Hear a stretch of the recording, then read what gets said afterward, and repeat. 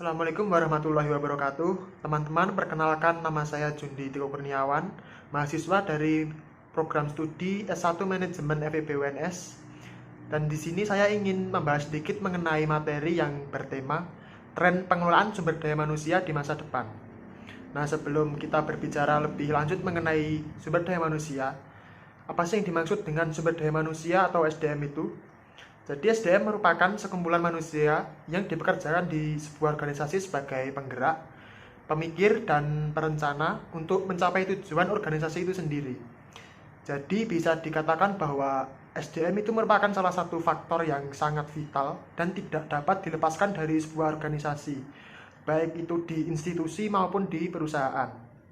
Nah, seiring berjalannya zaman atau kita sedang memasuki era globalisasi atau lebih tepatnya era revolusi industri 4.0 yang saat ini menimbulkan beberapa permasalahan tentang pengelolaan sumber daya manusia yang siap bersaing di dunia kerja.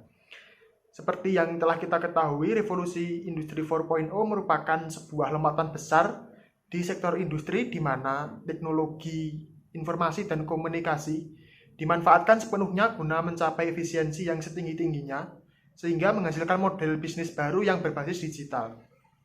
Jadi dalam survei yang diadakan oleh World Economic Forum atau Future Job Survey pada tahun 2018, diketahui bahwa ada 4 teknologi yang akan mendominasi pada era industri 4.0 ini, yaitu yang pertama high speed mobile internet, lalu artificial intelligence, big data analysis, dan cloud teknologi. Nah, keempat teknologi tersebut diyakini akan banyak mempengaruhi perkembangan bisnis perusahaan. Nah, sejalan dengan perkembangan revolusi industri 4.0 tersebut, perusahaan tentu membutuhkan pekerja dengan keterampilan yang baru, yang mungkin bisa dikatakan belum pernah ada sebelumnya. Tentu kemajuan teknologi tersebut akan membawa dampak positif dan negatif, di mana beberapa bidang pekerjaan akan mengalami peluang untuk berkembang pesat, sementara bidang pekerjaan yang lain akan menurun.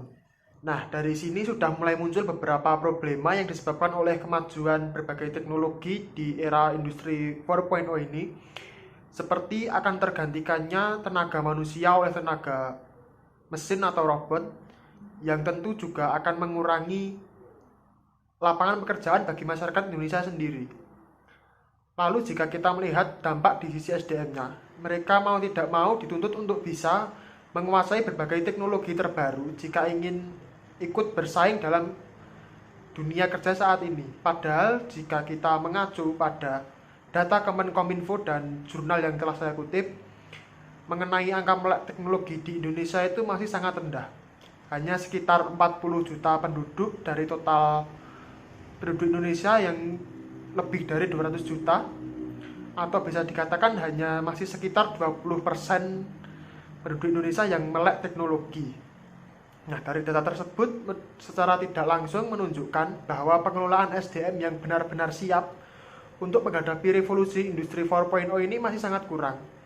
Dan jika terus dibiarkan tanpa pengelolaan SDM yang baik, maka masyarakat Indonesia akan kesulitan dalam bersaing dalam dunia kerja saat ini. Untuk mengatasi permasalahan tersebut, di sini manajemen SDM bisa ikut mengambil peran dalam mengelola SDM yang siap bersaing di era globalisasi ini dengan mengembangkan potensi yang ada sekaligus meningkatkan kemampuan di semua hal yang mendukung produktivitas kerja.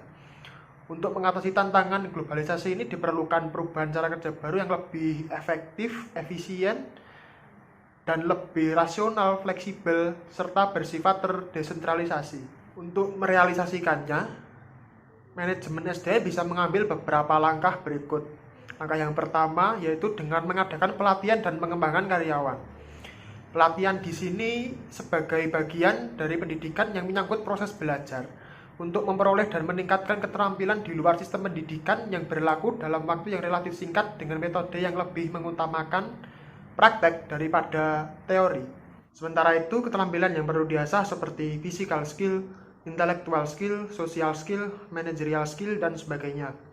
Dengan melatih skill-skill tersebut, diharapkan karyawan mempunyai keterampilan dalam pemecahan masalah atau problem solving jika terjadi kendala di tanggung jawab yang diberikan oleh manajer kepadanya. Lalu langkah yang kedua yaitu manajemen SDM bisa menetapkan jumlah, standar kualitas, dan penetapan tenaga kerja yang efektif dan sesuai dengan kebutuhan perusahaan berdasarkan job description, job specification, job requirement, dan job evaluation. Jika keempat poin ini dilakukan dengan baik, maka manajer akan lebih mudah dalam memantau semua kinerja masing-masing karyawannya untuk menetapkan kebijakan yang lebih lanjut lagi. Lalu langkah yang terakhir, seorang manajer SDM bisa membuat peramalan atau prediksi mengenai penawaran dan permintaan sumber daya manusia di masa yang akan datang. Jadi kurang lebih sebagai bayangan calon karyawan sebelum mereka melamar di sebuah perusahaan tersebut. Nah, jadi kesimpulan video saya kali ini adalah sumber daya manusia merupakan faktor yang sentral dalam suatu perusahaan. Oleh karena itu perlu diadakannya pelatihan dan pengembangan untuk membangun sumber daya manusia yang siap bersaing di era globalisasi yang penuh dengan tantangan ini. Karena seberapapun canggihnya teknologi yang sudah tercipta tidak akan berjalan jika tidak diimbangi dengan kemajuan SDM mendukungnya yang berkualitas. Sekian, terima kasih. Wassalamualaikum warahmatullahi wabarakatuh.